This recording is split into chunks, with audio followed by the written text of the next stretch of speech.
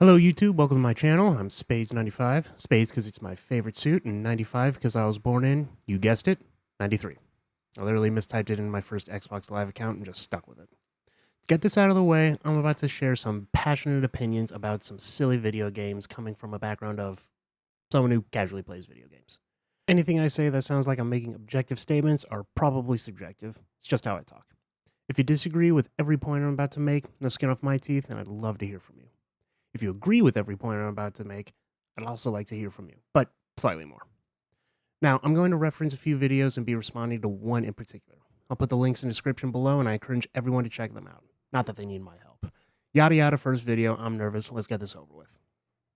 So, Doom. The original Doom holds a very special place in my heart. Not because I played it when it came out and was all revolutionary and groundbreaking. I mean, it came out the same year I was born, so I was busy doing baby stuff. You know, pooping, crying, juggling. I guess I still do those things, except juggling. But anyways, my introduction to Doom was when I was around 7 and I watched my dad play it. It made such a powerful impression on me, and I can't tell if it's standard nostalgia talking or if it's a testament to truly iconic sound and visual design.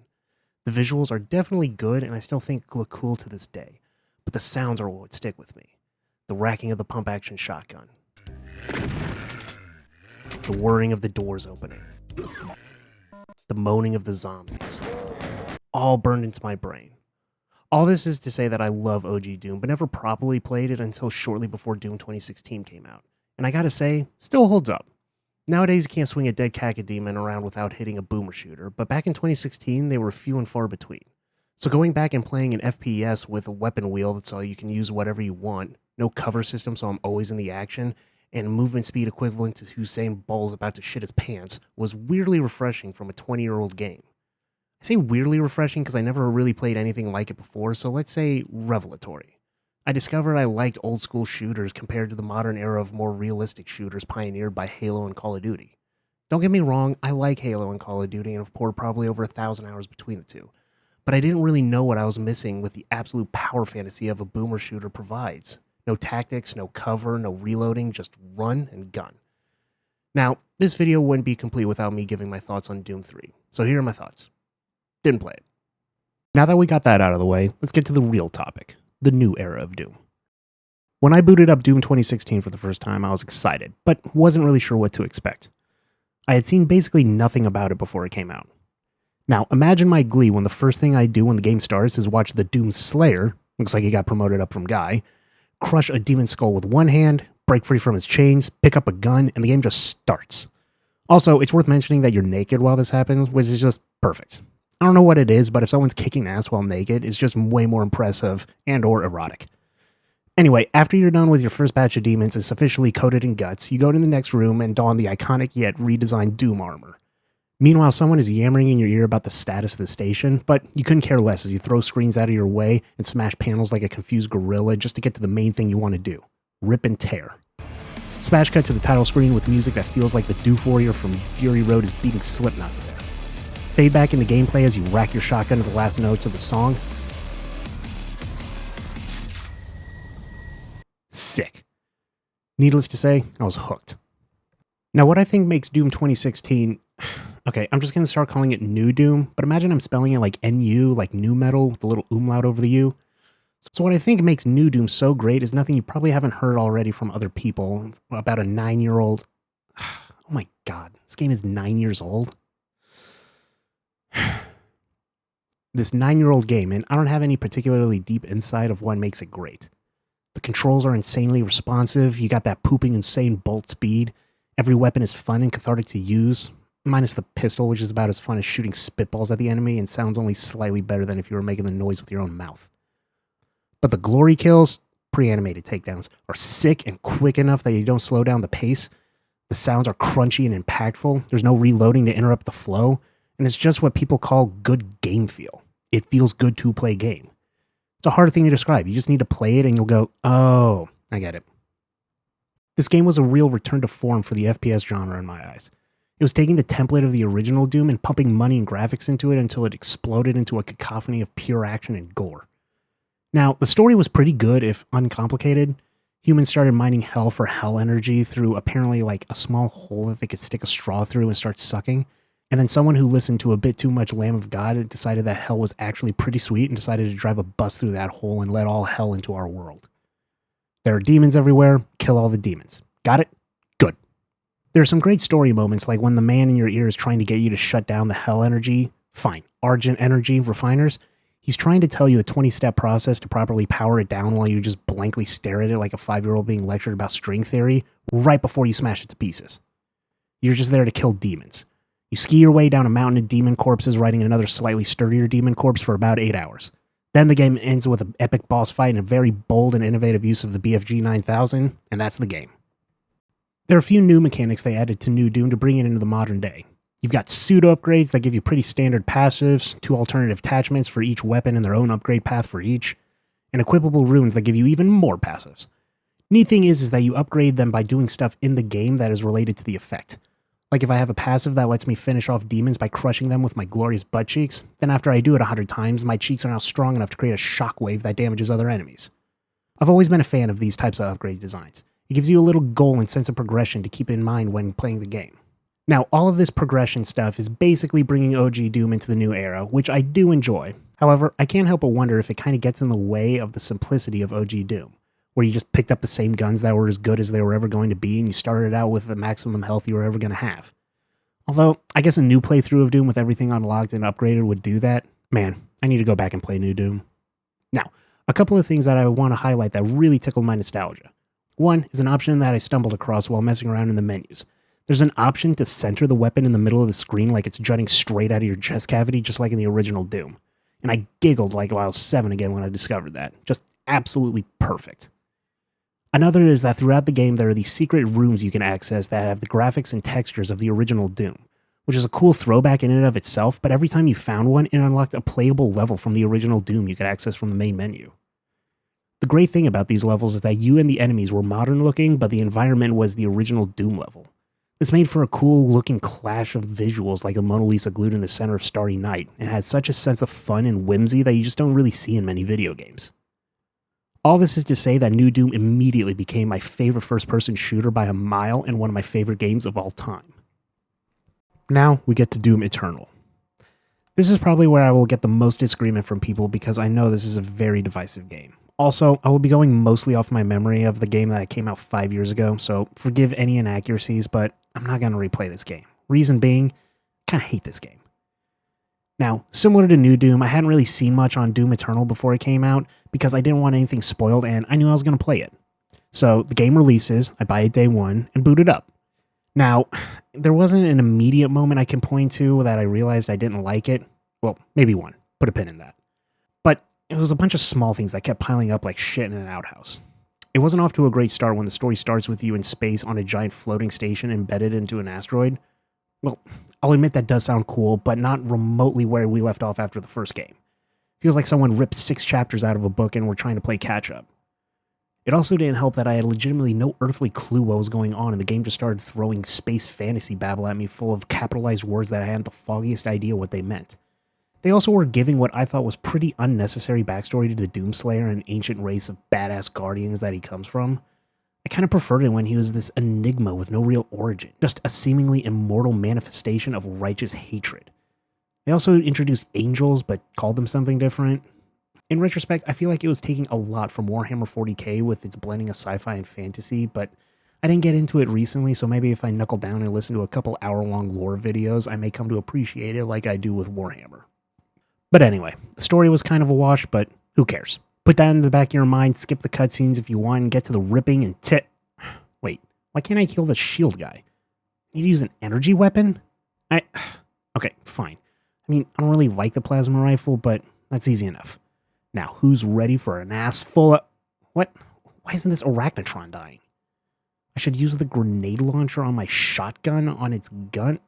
Okay, not terrible. I personally prefer the super shotgun, but fine. Alright, what's next? Why did this cacodemon just eat 4 shotgun blasts? I have to throw a grenade in its mouth and do a glory kill? Okay, this is getting annoying. Is everything going to need a specific type of weapon to kill it? This is Doom. I want to use what I want. And, oh, Jesus Christ, what is this thing? Okay, Doom Hunters. What the fuck is this novel? It's immune to damage while it has its shield, and you need to shoot the sled with a plasma rifle to bring its shield down, then it'll be vulnerable for a short period. Blood punches will destroy its sled while it's... Okay, that's enough. Now, you may have guessed my problem with Eternal at this point. I find the combat way too rigid where I feel restricted by the weapons I can use in any given situation. In New Doom, I just used whatever I felt like and gravitated towards my favorite and would change it up just for fun. Needing to think and switch weapons constantly, sometimes to ones I don't even like, is not what I want from a Doom game. Now, some say Eternal is a thinking man's shooter, and all I have to say to that is, fuck that. To me, Doom is not about thinking, it's about feeling. I just want to be going purely on instinct and getting cathartic feedback from the game. Now, I said put a pin in a thing that I could point to where my opinion on Eternal changed. Well, go ahead and pull that pinion out because I'm going to talk about the Marauder. The first time I encountered the Marauder, I was dumbfounded. I legitimately had no idea what the game wanted from me. And I read the little guide that pops up for every enemy to tell you exactly how to kill it, but I almost didn't believe it. You see, the Marauders have a shield where they're basically immune to all damage until they do an attack where a flash of green light appears as if to say, shoot now, where they can be hurt for like a split second. This is a terrible mechanic, and I spent my first life just brute force trying to shoot him to no avail. Eventually, I figured out the timing and killed him. Now, there are certain bosses or encounters in games where once I finish it, I'm hyped. I feel a sense of accomplishment. Maybe do a little fist pump with a hell yeah. However, there are others that after I beat it, I audibly say, Jesus, that was fucking stupid. The Marauder definitely falls into the latter category. This is the turd that made the small collection of little poos into what could be legally designated a pile of shit. This enemy, to me, embodies a design that I have really come to despise in games, and that is waiting. Now, I want to shout out Egoraptor's Sequelitis video talking about Ocarina of Time, which was very enlightening to me when I first heard it. Now, I loved Ocarina of Time and have a lot of nostalgia for it, but it hasn't aged very well. The combat in particular is something that's kind of been ruined by more recent video games. I find it very boring and tedious when enemies in games are invulnerable and you just have to wait for them to do something for them to be vulnerable. Ocarina of Time is full of these types of enemies.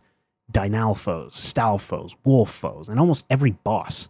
They just sit there and block every attack you throw at them until they do an attack and then you can hit them. Compare this to basically any From Software game where just about every enemy and boss can be hurt at any time. The trick is finding an opening to attack where you won't get hurt as well. Even enemies with shields, you can usually do something to break their guard, like a kick or slap your butt at them, causing them to drop their shields so they can clutch their pearls. Anyways, back to Eternal. The Marauder is firmly in the waiting camp. Now, by themselves, they're already annoying, but in a crowd, they're even worse. You see, by themselves, it's just tedious to wait for them to do an attack, but when there are other enemies around, you either have to focus on the Marauder and risk getting towel flicked by little scamps off screen, or save the Marauder for last and have him hound you while you mop up all the little towel flickers. Neither are good options, and he just makes every encounter obnoxious. Now, I beat Eternal on Hurt Me Plenty, and that may not be good enough to prove my gamer credentials to some of the more, let's say, selective of the gaming audience, but it wasn't just too hard and I gave up. And I'll just say that it's fine to give up on something if it's too hard and you're not having fun. But I trudged through and finished it. I even bought both DLCs. I played through the first one and they seemed to double down on the Marauder design and added Blood Makers, which have force fields that make them invulnerable and only drop them when they decide to shoot glowing blobs at you. Also, they're only weak to a headshot from the precision bolts, and I will get to that useless paperweight in a bit.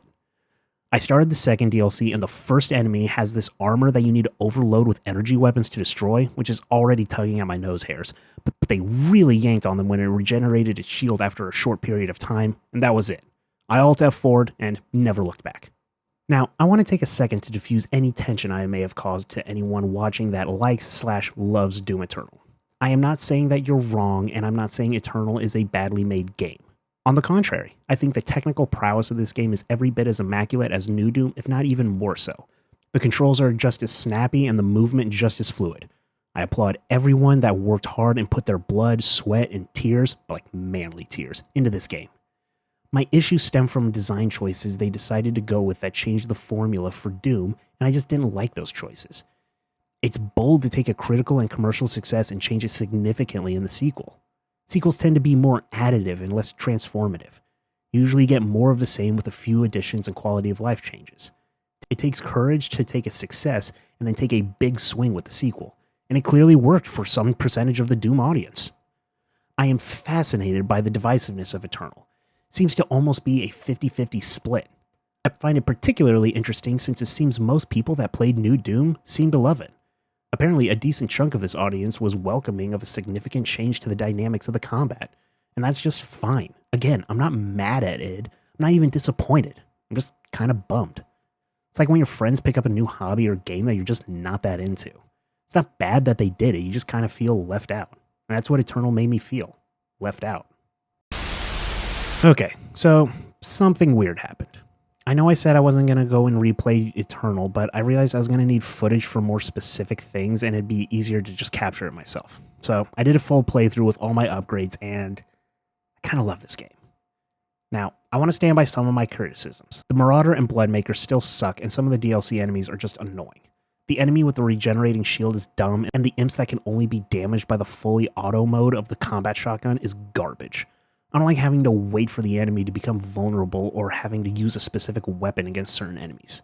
Now, on to why I liked it this time. I think the key is that I was fully upgraded this playthrough. You see, on the first playthrough, I think you had to exploit enemy weaknesses much more since you weren't fully kitted out. But on the second go around, I was largely able to ignore what the game wanted me to do and just did whatever I thought was fun.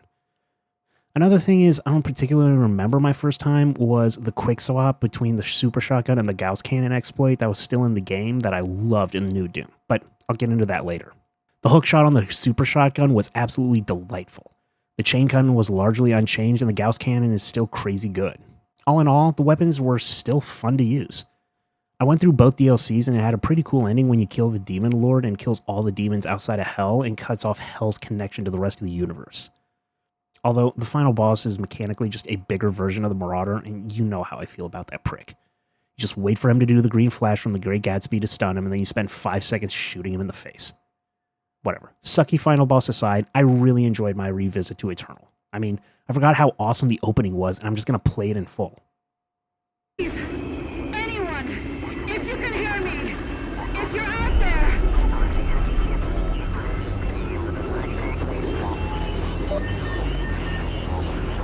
Attempting to acquire the Hellpriest signal. Nearly 60% of our planet has been consumed by the invaders.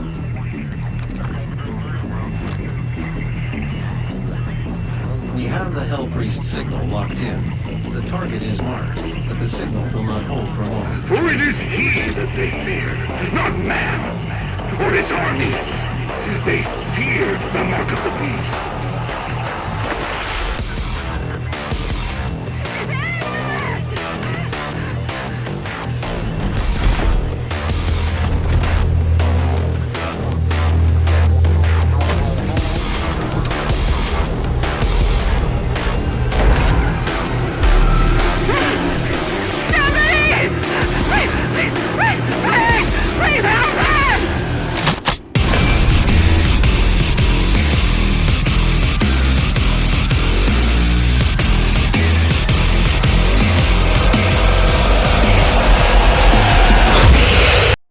Sick.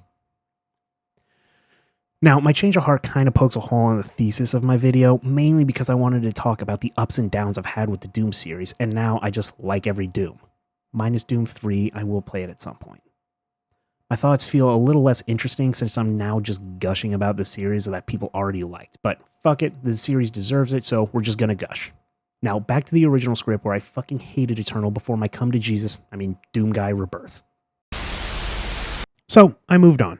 I added Doom to the list of media that's let me down, and if I want to play a great boomer shooter, New Doom is still on my hard drive ready for another guitar-chugging blast of a playthrough. But then, something happened. Now, I tend to keep up with gaming news in general, so I was aware when the trailer dropped for the new Doom game, and I was going to watch it out of curiosity. I'm not going to act like it's impossible that I like the new Doom game, and I'm not looking to hate it. I like liking stuff, so I'm at least willing to watch the trailer, and oh my God, I was not prepared for this trailer. The buildup of the Doomslayer prepping for battle with the music revving up before getting launched in a beam of light into the fray. Smash cut to gameplay and just...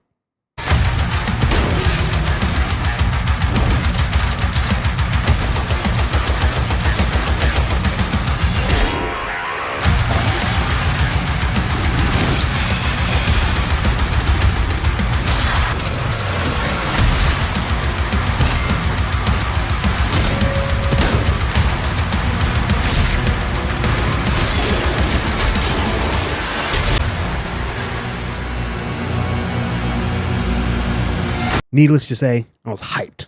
Skeptical, but hyped. Fast forward to the game coming out, and I just renewed my Game Pass subscription for the low price of $12 a month. Plug, shill. And it was a day one drop, so there was literally no reason not to try it out.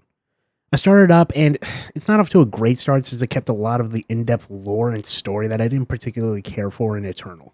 I thought it might be a little more hand-holding and explaining stuff since it was a prequel, but nope. Still dropping you in the middle of Two Towers book, expecting you to keep up. I was able to get some of the broad strokes. The human-looking people that aren't humans are fighting the forces of hell with the main big bad prince in command, and you are the Doomslayer, obviously, with a sick new... I guess it's old since it's a prequel. Well, new to me, fur cape.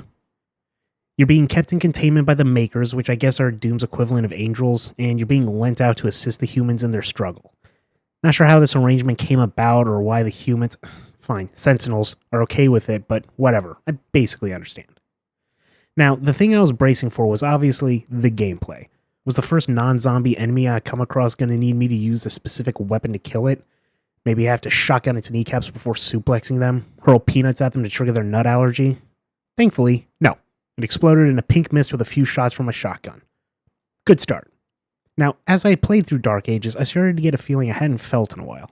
To be specific, I hadn't felt in about 9 years. That rush I felt when playing New Doom for the first time. Now, some games had come close, like Warhammer 40k Bolt Gun and Space Marine 2, but not scratching that exact itch. So I'm going to gush for the next few minutes on things I love about Doom the Dark Ages, so strap in. Doom the Dark Ages was a return to form for Doom that still manages to innovate, mainly in the form of a shield. I feel the shield will be the thing that people either love or hate about this game. On the one hand, it's a boomer shooter. Why would I want to be hiding behind a shield? Oh, I should parry with the shield? What is this, Sekiro? Well, fortunately for Dark Ages, I love Sekiro.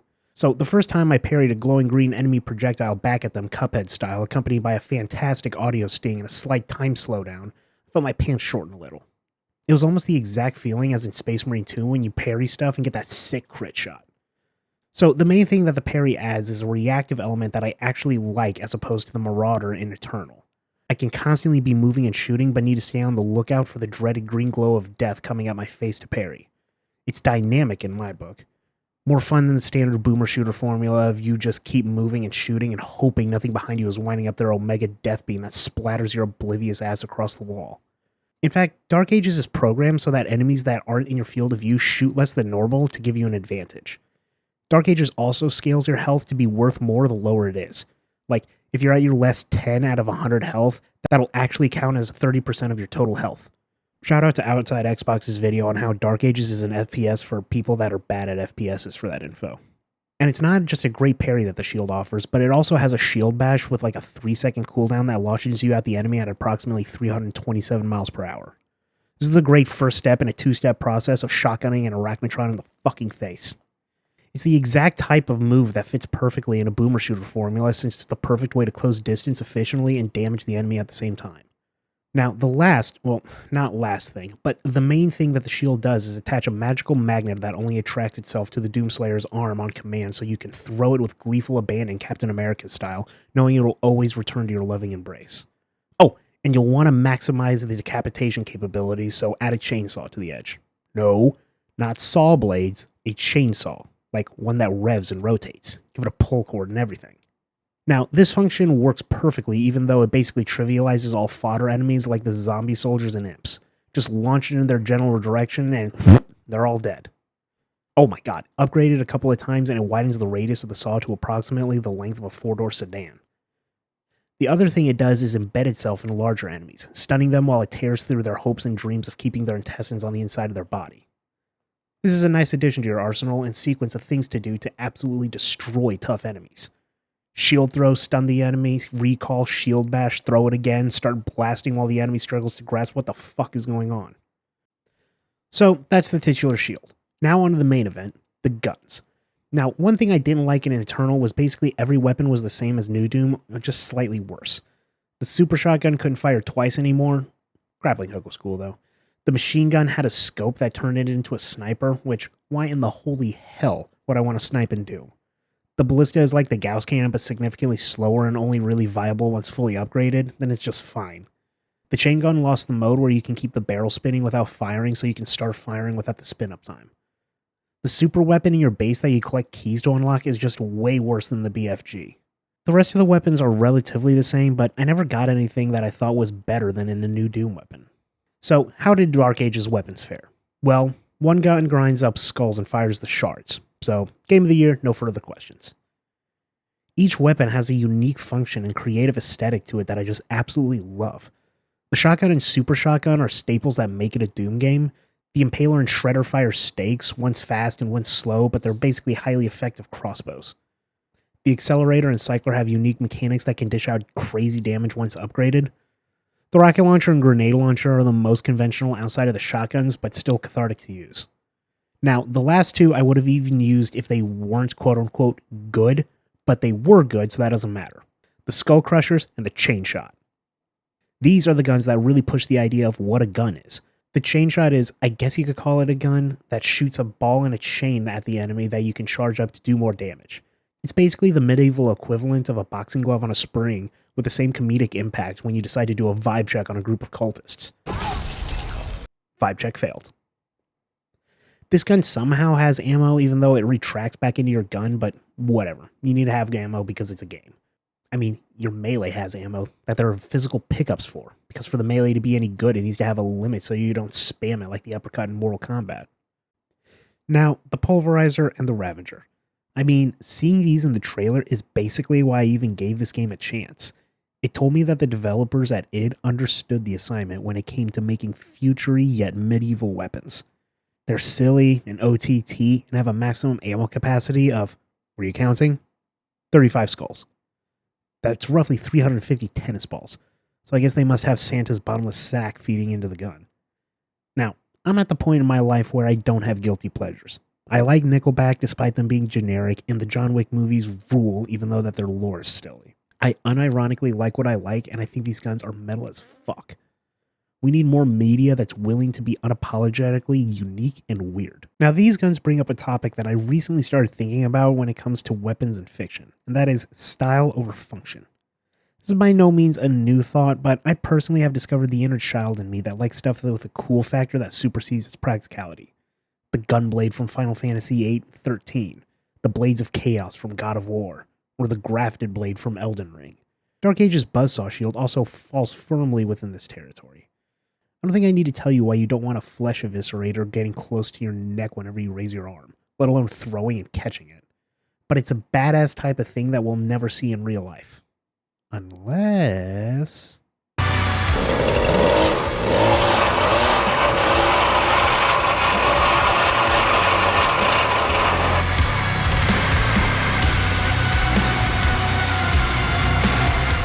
Sick.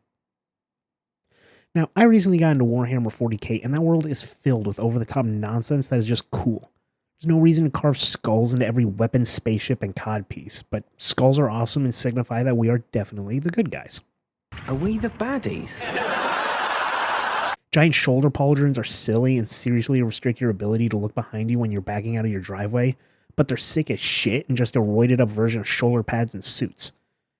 It isn't efficient to make all your spaceship look like Dracula's castle had a baby with the Event Horizon, but it sure as hell looks cool. A chainsword would be a terrible weapon in real life, getting stuck in the first collarbone you hit, but it's a sword that's a chainsaw, and that just rules.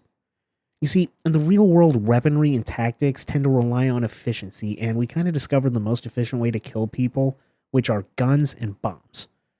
We've really just been refining how many bullets we can fire more accurately and how to make the biggest explosion happen the farthest away from you. I enjoy fiction that rethinks how people fundamentally fight. Doom comes up with some sci-fi mumbo-jumbo on why people don't use guns anymore and revert back to mainly using swords. I think that's pretty neat. Anyways, the Chain Shot and Skull Crushers are awesome and speak for themselves on their sheer creativity and fun this game is having with its design. So, that's basically all the fundamentals of Dark Ages. Now, I want to talk about the video that actually inspired me to make this rambling essay. On the Second Wind channel, there's a recurring series called Design Delve made by a YouTuber named Jamate. This is a fantastic series like most of the stuff on Second Wind, and his videos delve into the design philosophy of video games. They're pretty well put together, insightful, and I can't recommend it enough. Now, the most recent episode he released was called Doom the Dark Ages Designers Think You're Dumb, and I so vehemently disagreed with so many points on this video that I needed to just get my thoughts out of my body before they gave me kidney failure. Now, I didn't disagree with everything. He talks about how the giant mech and dragon riding parts are overly simple and uninteresting. I basically agree with that. I was never stoked when one of these sections came up. I was just kind of like, oh, one of these, fine. He also talked about how the story seems to take itself very seriously and lacks the charm of New Doom and Eternal, and I get that. There's no moment equivalent of the Doomslayer smashing the comms device as Sam Hayden is telling you why he just had to jam an oil rig in Satan's backyard because it was technically cleaner energy than fossil fuels. Or the Doomslayer walking through a room full of humans as they all visibly shit themselves and you drag a guy in a wheelie chair by the keycard around his neck to open a door. All fair criticism. But here are the things I just couldn't understand. He starts out by talking about how the way forward is extremely obvious and laid out in front of you, whether it be objective markers or giant holograms indicating where the key is. Another thing he says is that all the secrets on the map are already marked and don't require any searching. These 2 points get at something I actually really like about Dark Ages, and that is that it respects my time. It knows what I want to do in Doom, and that is, everyone say it with me, rip and tear. Yeah, now you're getting it. I'm glad it's super easy to see where the keys are. In the original Doom, you'd sometimes just get stuck running around the maze-like level looking for the one stupid corridor you didn't notice because the gray metal wall blended in with the other gray metal walls. Other games do this too, like some Zelda games where the big air quotes puzzle is you look everywhere in this room to find the switches that unlock the path forward. It's not a puzzle, it's a checklist. An actual puzzle in a Zelda game is where you need to shoot an arrow through fire to light a torch. You see, because that's engaging the problem-solving part of your brain. Now, Dark Ages doesn't really have any puzzles, just very light button pushing or chain smashing things to progress further. I do kind of agree that these are very simple and fall closer into the checklist style of puzzle. We're doing air quotes again. But the main point is that I never had any problem finding the path forward, which I love. I feel that Doom sells itself on one key factor, and that's momentum. I think it is antithetical to the Doom experience to slow down. Now, almost every Doom game has this problem. Keycard hunting in the OG Doom, secret hunting in New Doom, waiting for invulnerable enemies to expose their butts in Eternal. But I feel Dark Ages has the least stop and start of all of them. Well, outside of opening the map, I really could have used a mini-map or a button to overlay the map without pausing, but small quibble. Now, let's talk about secrets. Look, I understand that some people might enjoy secret hunting in Doom, but I just don't. Well, not in the way Doom normally does it, where you just rub your greasy face against the wall, mashing the button, hoping for an invisible door to open.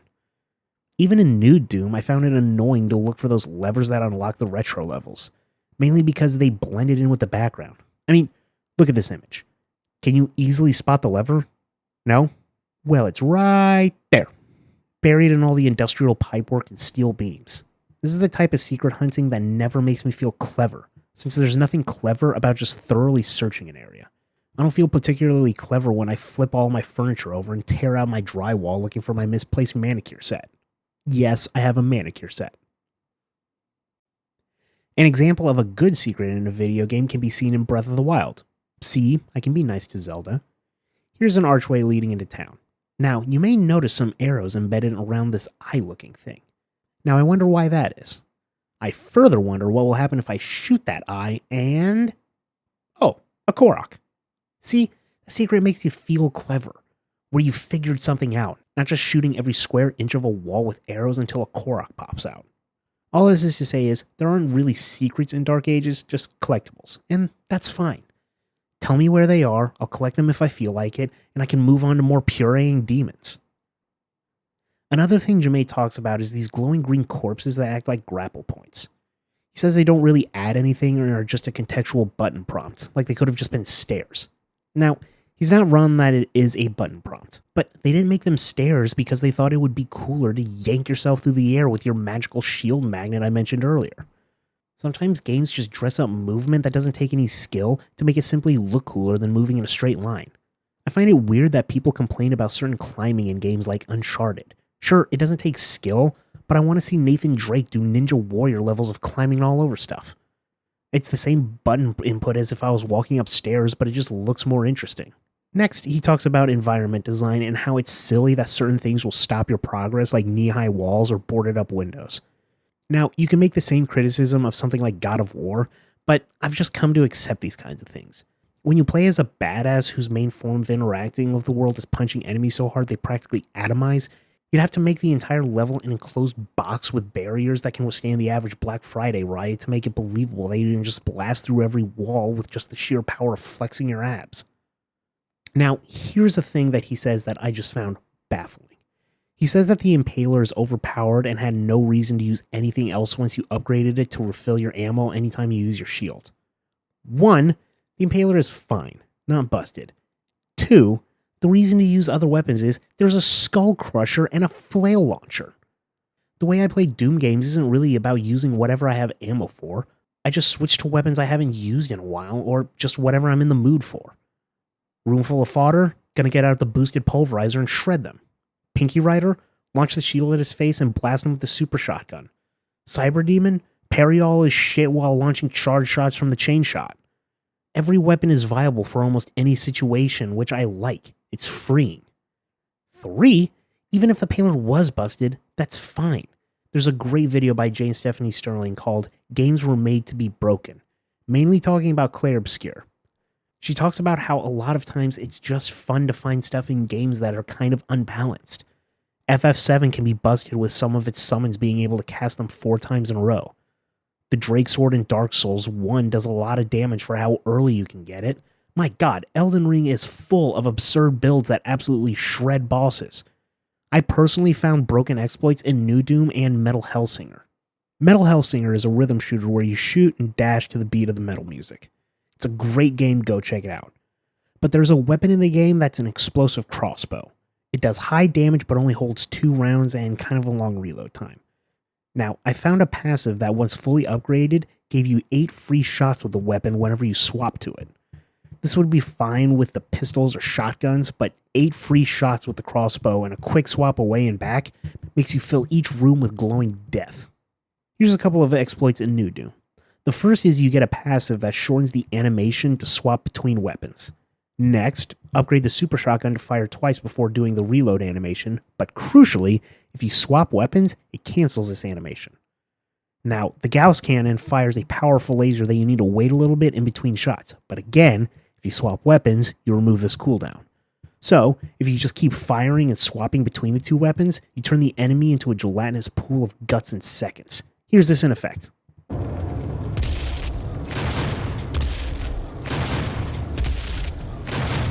Neat. The other is a passive that once fully upgraded gives you infinite ammo if your armor is above a certain threshold.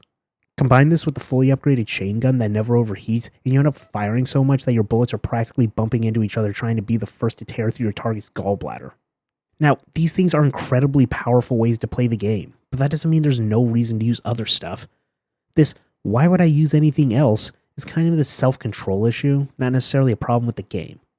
Now, there could be extreme examples, like if Resident Evil 4 gave you the PRL laser cannon in the first chapter. That would be kind of silly and trivialize the game. And sometimes cool weapons can also be so underpowered that you just end up not using them. But I don't think the Stake Launcher is close to being completely broken. It's just very good. You can view these types of things the same way you view difficulty sliders. Like, if your only goal is to beat the game regardless of whether or not you have fun, you can bump it down to easy. Again, why wouldn't I do that? It's in the game. But if you do that, don't then complain that the game is too easy. You can always not use an exploit if you're not having fun.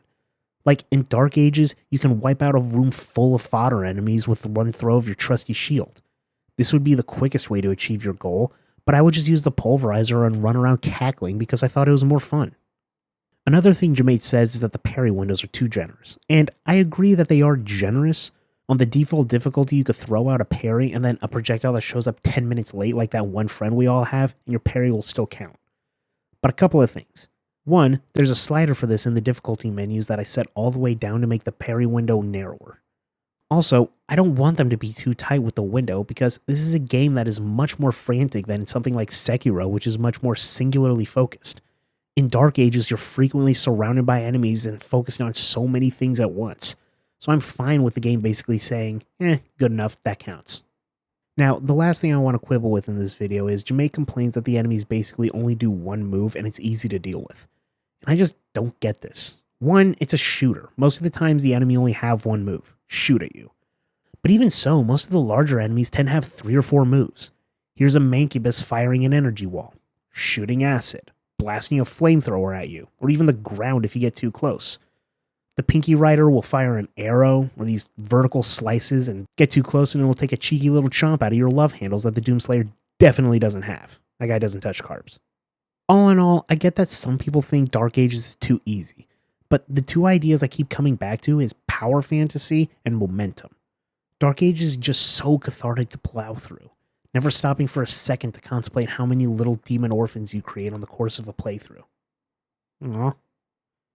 And even if you want a meatier challenge, the difficulty sliders are crazy customizable.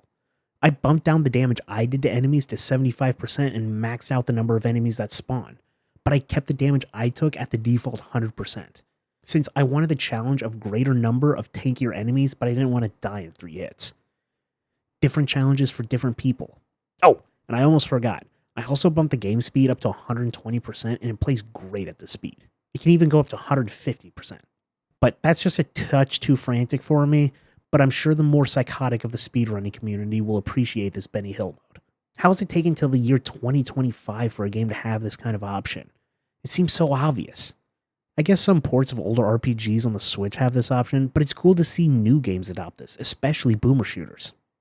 But anyway, that's the video that inspired me to make my very first YouTube video. And again, I seriously encourage everyone to go check it out and the other videos I referenced. You may think I'm a moron and Jamae is right on the mark. I know some people were disappointed with Dark Ages, but I am glad to see it performing and reviewing well. I think it's a great installment in the Doom franchise and I'm genuinely excited for whatever id has planned next. So, those are my long-winded thoughts on the Doom franchise. I'm fascinated by it and the discourse around it. I've never seen a developer pivot as hard as id in response to criticism in such a clear way.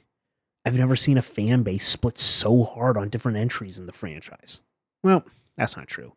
Nobody agrees on what the best Final Fantasy or From Software game is. But I guess those are the series that fascinate me the most because it says that the developer is trying something with every entry and it works on some and not for others.